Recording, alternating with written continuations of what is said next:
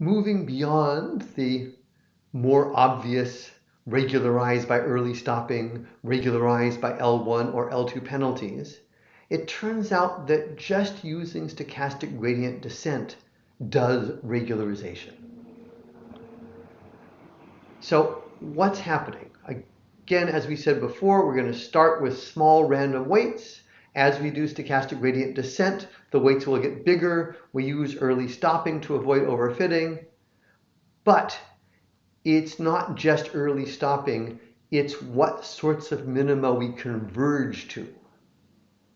And as I've said before, deep learning tends to use more parameters and observations. It can fit really well. And the new piece, stochastic gradient descent often converges to relatively flat minima in the error surface, which tend to generalize better.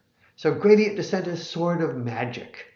If you do gradient descent, it tends to converge to relatively good, which is to say slightly regularized solutions. So even with no regularization like L1, L2, we're still doing regularization when we do deep learning.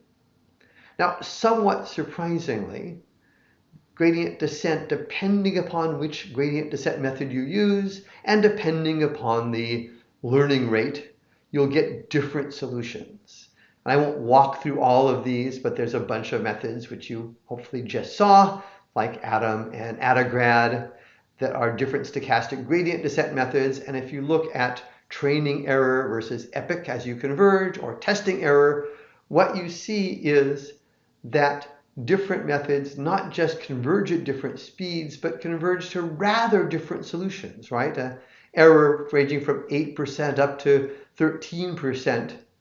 12% just based on which method, and worse than that, depending upon the adjustable parameters like the learning rate, you get rather different solutions you converge to. So when you pick your stochastic gradient descent method, you're also implicitly choosing a regularization method.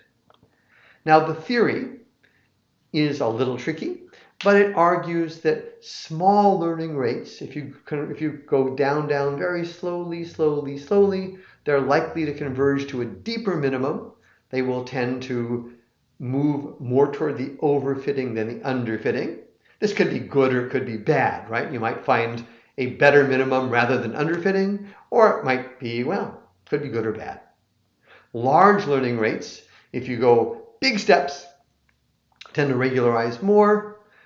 In this case, you may find broader, flatter minima that are a little more robust.